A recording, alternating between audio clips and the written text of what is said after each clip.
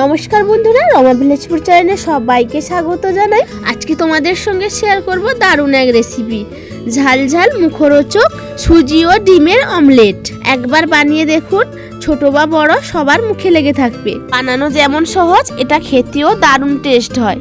বিকালে চায়ের সঙ্গে খাওয়ার জন্য বা হালকা খিদে পেলে বাচ্চাদের জন্য ঝটপট তৈরি করে নিতে পারেন।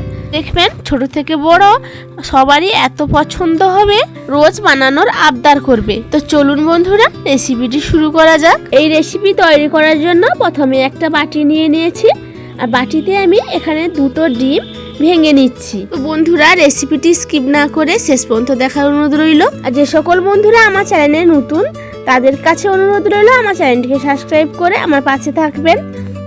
দুটো ডিম আমি ভেঙে নিয়েছি। এরপরে যেটা দিয়ে দিতে হবে সেটা হচ্ছে একটা বড় মিডিয়াম সাইজের পেঁয়াজ আর 5 থেকে 6টে কাঁচা লঙ্কা কুচি। পেঁয়াজ ও কাঁচা লঙ্কার কুচিগুলো আমি দিয়ে দিলাম।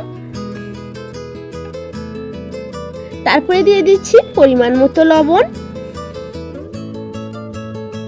পেঁয়াজ ও লবণ ডিমের সঙ্গে ভালোভাবে একটা চামচের দ্বারা আমি মিশিয়ে নিচ্ছি। তো বন্ধুরা, ডিমের সঙ্গে কিন্তু লবণ ও পেঁয়াজ কাঁচা লঙ্কাটা ভালোভাবে মিশিয়ে নিতে হবে।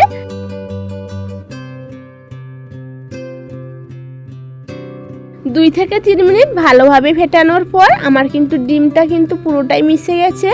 এরপরে দিয়ে দিচ্ছি আমি বাটিতে, একটা ছোট বাটিতে হাফ বাটি মতো সুজি রেখেছিলাম, ওই সুজিটা আমি দিয়ে দিলাম। ডিমের মিশ্রণের মধ্যে সুজিটা দিয়ে আবারও 2 মিনিট মতো ভালোভাবে ফিটিয়ে নিব।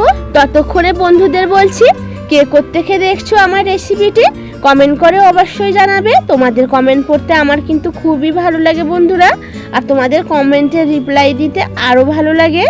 তো দেখতেই পাচ্ছ বন্ধুরা, আমার কিন্তু ফেটানো হয়ে গেছে। আমি এবার এটাকে 5 মিনিট ঢাকা দিয়ে রেখে দিব। 5 মিনিট ঢাকা দিয়ে রেস্টে রেখে দিয়েছিলাম। এবার 5 মিনিট পরে তোমাদের দেখাচ্ছি।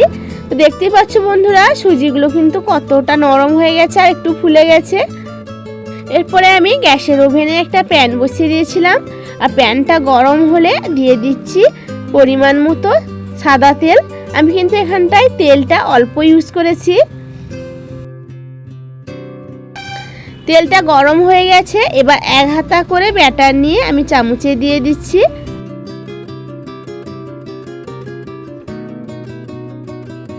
তো বন্ধুরা, অবশ্যই কিন্তু এই রেসিপিটি বানানোর সময় গ্যাসের ওভেনের তাপ কিন্তু খুবই লো রাখতে হবে।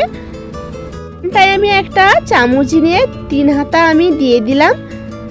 কিছুক্ষণ অপেক্ষা করার পরে আমি উল্টে দিচ্ছি।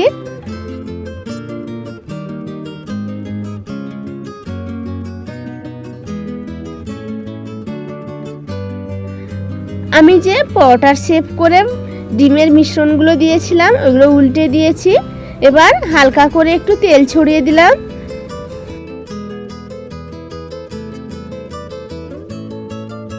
তো বন্ধুরা, তোমরা চাইলে ডুবো তেলে ভাজতে পারো, আমি কিন্তু এখানটায় খুবই হালকা তেলে ভাজছি। আবারও উল্টে পাল্টে আমি ভেজে নিলাম। তো বন্ধুরা, এই রেসিপিটি কিন্তু বাড়িতে একবার ট্রাই করে দেখবেন, খেতে কিন্তু অসম্ভব টেস্ট হয়। আর কারোর হাতে যদি সময় খুব কম থাকে, তাহলে চটজলদি রেসিপির জন্য এই রেসিপিটি একেবারে পারফেক্ট। সব কয়টা কিন্তু আমার উল্টে পাল্টে ভাজা হয়ে গেছে। এবার আমি একটা প্লেটে তুলে নিচ্ছি। বাকি যে ব্যাটারগুলো ছিল আমি একই পদ্ধতিতে ভেজে নিচ্ছি। সকল বন্ধুদের বলছি, রেসিপিটি কিন্তু শেষ পর্যন্ত দেখবেন। আর রেসিপি যদি ভালো লাগে তাহলে বন্ধুদের মধ্যে শেয়ার করে দেওয়ার অনুরোধ রইল। আর অবশ্যই আমার চ্যানেলটিকে সাবস্ক্রাইব করে আমার পাশে থাকবেন, আর পাশে থাকা বেল আইকনটি প্রেস করে দিবে পরবর্তী নিত্য নতুন ভিডিও সবার আগে তোমার কাছে পৌঁছে যাওয়ার জন্য। আর রেসিপি যদি ভালো লাগে বন্ধুরা, তাহলে বন্ধুদের মধ্যে শেয়ার করে একটা কমেন্ট এবং লাইক করে যাবেন। তো বন্ধুরা, বলতে বলতে কিন্তু আবার সব কয়টা ভাজা হয়ে গেল। এবার আমি আবারও একটা প্লেটে তুলে নিচ্ছি।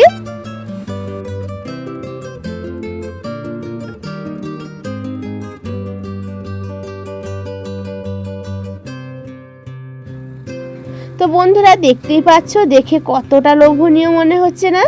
আর খেতে কিন্তু তেমনই টেস্ট হয়। দেখে কিন্তু জিভে জল চলে আসবে বন্ধুরা, একবার বাড়িতে বানিয়ে দেখো। আর অবশ্যই আমাকে বানানোর পরে কমেন্ট করে জানাবে রেসিপি তোমাদের কেমন লাগলো।